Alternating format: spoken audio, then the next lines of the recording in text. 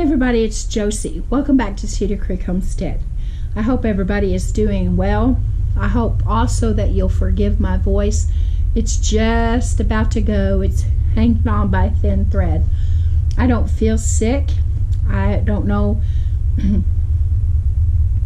if I have allergies or I'm being affected. They had some brush fires across the river, and of course you know it's windy here in Oklahoma, and they just blow right on across, and they've been affecting me that way, and we've been burning off the garden. And I try to be really careful, but I am having a little bit of a struggle, and I want to say thank you to those that have sent me some herbal teas. They are good, and I sure appreciate you guys looking out for me. That's kind of you. And tonight I wanted to spend just a little bit of time trying to encourage your hearts. I've had individuals reach out to me and not really know how they're going to make ends meet. And sometimes I wonder how people that haven't made any kind of preparation are really going to make ends meet with what's going on around us right now.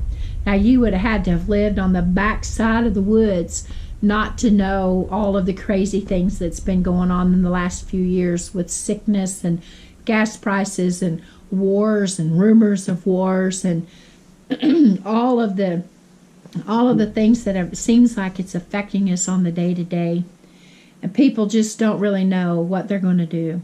You're probably going to say Josie's meddling, and I guess really I am going to meddle for just a minute, and I'm going to encourage you. If you get a good-sized tax return this year, instead of making good on all those plans that you've made for a bigger big screen television or a new gaming system or maybe a new vacation, and I'm not saying that you don't deserve those things by any means, but I am saying perhaps this year you need to take the temperature of the things that are going on around you and say, nope, now's the time for me to invest just a little bit more into my household and make sure that we shore up all of the shortcomings that we might have. If you don't have a way to properly purify your water, maybe you want to look at getting a purification system like a Berkey or an Alexa Pure or something else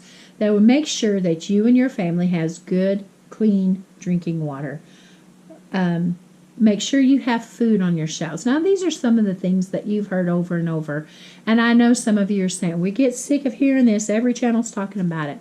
But it's because we care about you and we want to encourage you to shore up those areas that have some shortcomings. I remember when I was a kid and we didn't go on vacations and do things because my parents were living paycheck to paycheck. But when tax season rolled around, my parents would begin to think about something that they would be able to do that they hadn't been able to do all year long. Some little treat of some kind. Some years they were able to do that. Other years, not so much. It just all depended on how it all came out on paper. And you know, they had to wait for their check to come through the mail. They didn't have direct deposit, and they didn't have all of the things that they've got to now, the rapid refunds and all of that kind of stuff. It came in the mail, and they had to wait. And it was almost an every day go to the mailbox to see if the check was in there.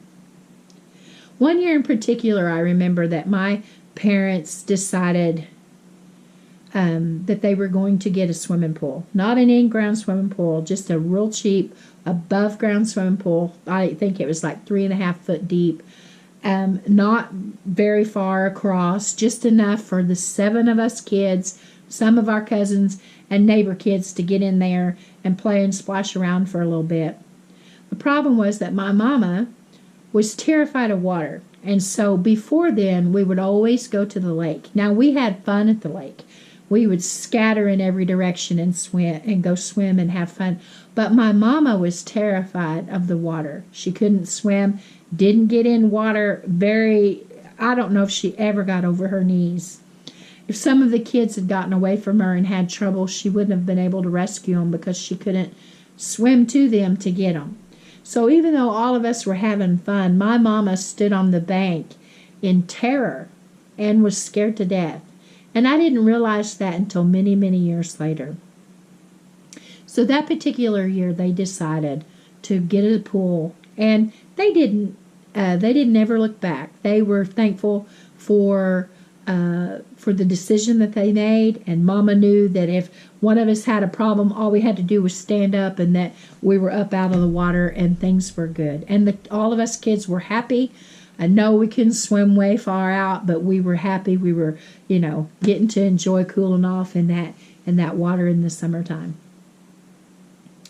I thought about the choice that my parents made, and I thought if they were facing that today, and my mama's been gone for many, many years, but if she were alive today and they were facing all of the stuff that's going on now, and they'd gotten a tax return, how would my mom have reacted to it? Now, she was one that made tally after tally all week long, comparing money that was coming in against the grocery circulars and the food list that she had that she knew that she needed to get for her family.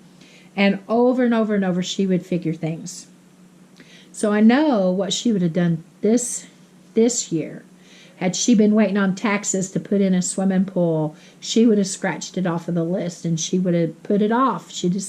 For another year, she had put off getting the pool and making herself feel better about not having to go to the lake and stand there in fear, in favor of making sure that she had enough supplies set in her household. And I've had a lot of people worrying and fretting. And you're going to probably say, now you're meddling. I think that would probably be a feasible thing for us to do this year, is use our money wisely. I'm not saying you can't ever have your toys. You can't ever have those things that bring you joy, like the big screen TVs that kind of hurt my eyes, or the gaming systems, or whatever it might be. But if you don't have food in your pantry, and you don't have a way to clean your water, and you don't have means to do all these other things, at least for the foreseeable future, I would put those other things aside and I would concentrate on this. Now, this is not coming from a spirit of fear, me trying to cast any kind of fear on you. It's really me trying to encourage you. Those of you that are saying, there's no way, I don't have any other means. You do have means. You take from the things that you were going to spend on projects and put it on the things that are most important at this time.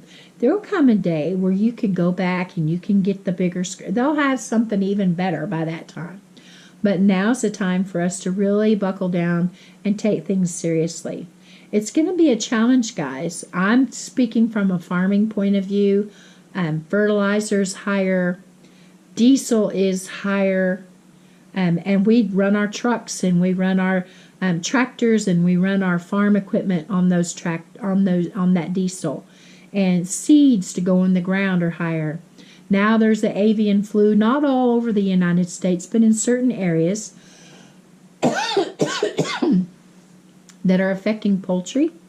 So if you haven't gotten your chickens and your ducks and guineas and turkeys and all those kind of things yet, I would consider that.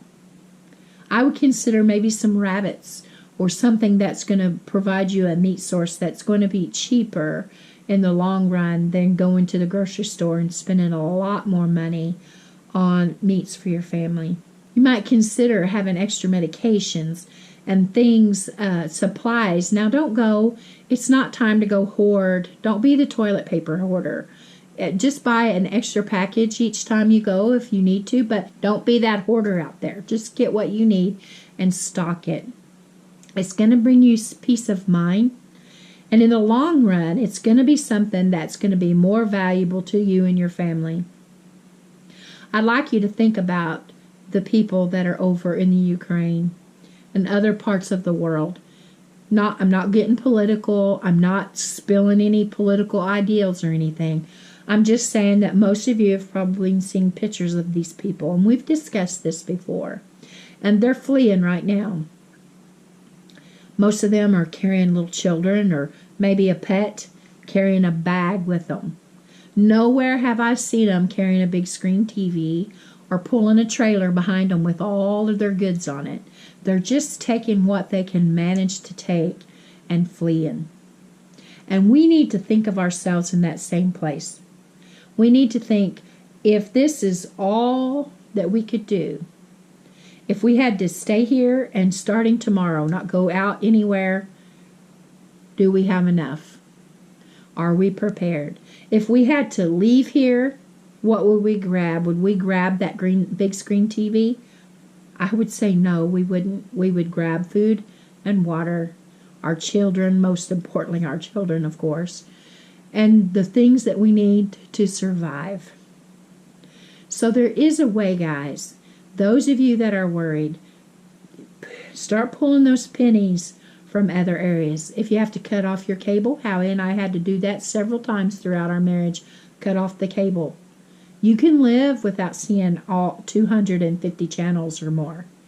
If you have to, go down to one vehicle and share rides and those kind of things, or other ways of saving money. I'm not saying to give up dreams. I'm not saying to give up goals. I have them too. But we have to put them in order of what's most important right now and what's least important right now. And, of course, tackle that's most important. Well, I've meddled enough, guys, and my throat is getting worse. So I'm going to go for tonight. But I want to just encourage your hearts, guys, to keep on looking well to the ways of your household. Stay prepared. Stay in the Word. Have a prayer life. Know Jesus as your Lord and Savior. And we're going to be all right. Till next time, guys, this is Josie. I love you. I really do. We're gone.